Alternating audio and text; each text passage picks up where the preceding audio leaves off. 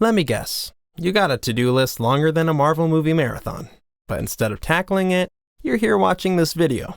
Yeah, I thought so. Life is short, and you should realize that your time alive is ticking away and will never come back. 30,000 days.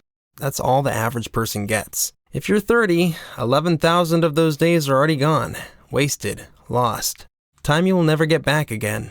Most people have no idea why they keep scrolling, procrastinating, or lying to themselves with, "I'll start tomorrow." The best thing is that these problems are stupidly easy to fix once you understand what's happening. Let me be clear. It has nothing to do with willpower or motivation. You have been lied to for years, and I'm not joking. Section 1. Temporal discounting. The 2-minute rule and the 5-year rule.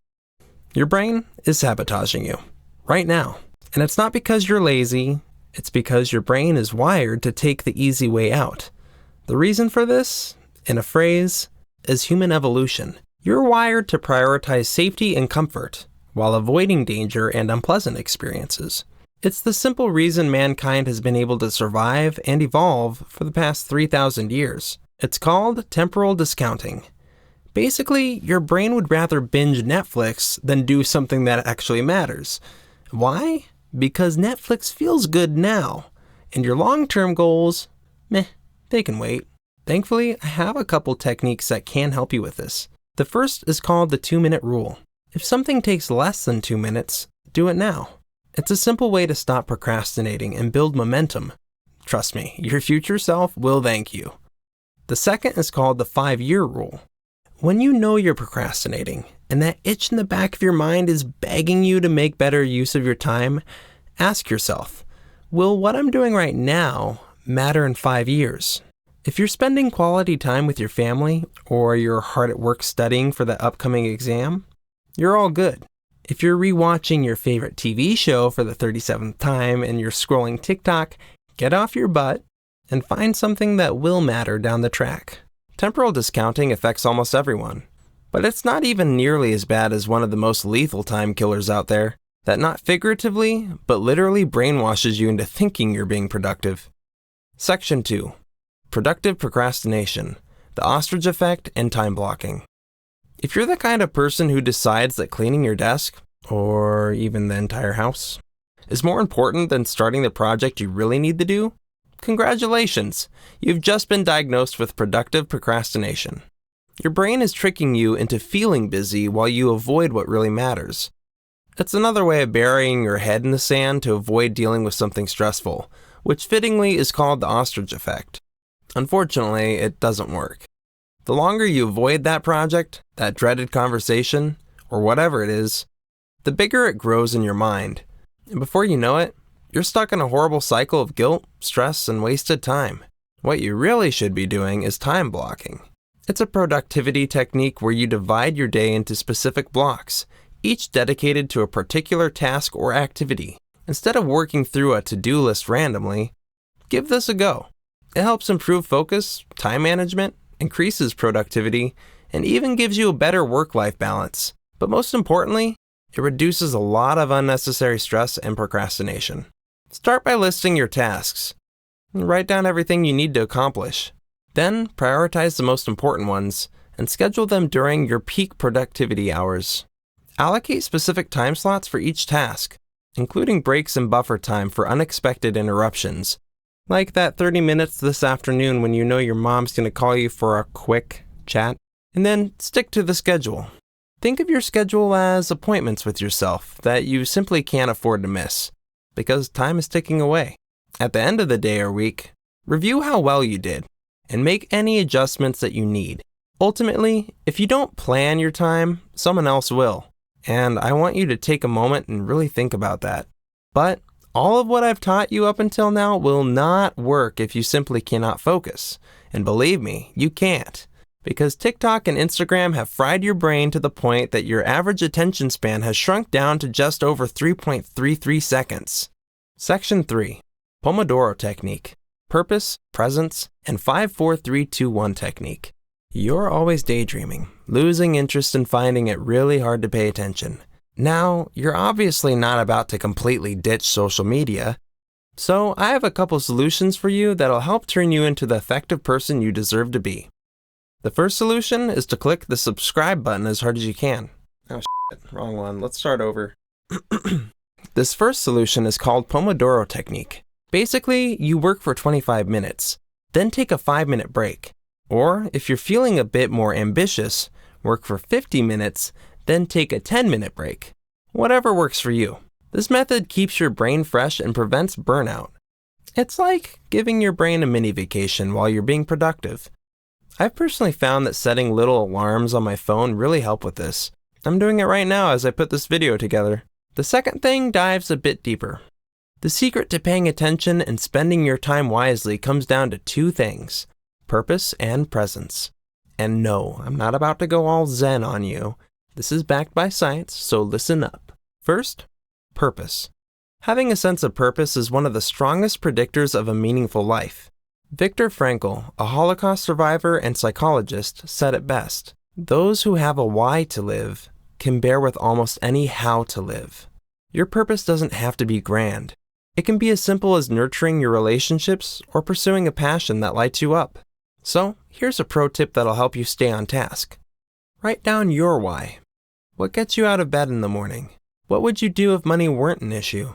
When you have a clear sense of purpose, it's easier to say no to distractions and yes to what really matters. Second, presence. Even if you're doing all the right things, it won't matter if you're not fully there. How many times have you been physically present but mentally checked out? You've sat in class, silent, looking towards the teacher at the front, and by all appearances, been doing the right thing. But you're not really hearing a word your teacher's saying because you're thinking about that guy or girl you really like. Mindfulness, being fully engaged in the moment, can significantly boost your well-being. So, take a deep breath. Put down your phone. Genuinely pay attention to what's going on and really be in the moment. Because the moment itself, that's all we've got. And I realize that might sound easier said than done, so I've got a practical tip to help you with it. Practice the 5, 4, 3, 2, 1 grounding technique. It's really easy. When you're feeling distracted, name 5 things you can see, 4 things you can touch, 3 things you can hear, 2 things you can smell, and 1 thing you can taste. This simple exercise brings you back to the present moment and helps you focus on what's in front of you. Section 4. The planning fallacy and micro-actions. This trap is called someday thinking. It's where you sit there saying to yourself, someday. The magical land where all my dreams will come true. Someday I'll travel. Someday I'll start that business. Someday I'll spend more time with my family. Here's the thing. Someday is a lie. A big, fat, comforting lie your brain tells you so that you avoid doing the hard stuff today. It's called the planning fallacy. Your brain loves to overestimate how much time you have and underestimate how long things will take. And guess what? That's why you're stuck in the someday trap. Someday will never, ever come. So, if you want to get out of that trap, you need to be present right here, right now, and pay attention to what I'm about to say. Your brain is wired to prioritize immediate rewards over long-term gains, as I've touched on. It's why you scroll Instagram for hours instead of working on your passion project. It's the reason you keep putting off what really matters. So, instead of saying someday, say today. Start small. Write 1 page of that book. Make 1 phone call. Take 1 step. Because every big goal is just a series of small steps. And the sooner you start, the sooner someday becomes today. The easiest way for you to do this is by breaking your goals into what's called micro-actions. Instead of saying, I'll write a book, say, I'll write 100 words today. Instead of saying, I'm going to run a marathon, say, I'm going to run 100 meters further than I did yesterday. These tiny steps feel less intimidating, and they trick your brain into thinking the task is easier than it is.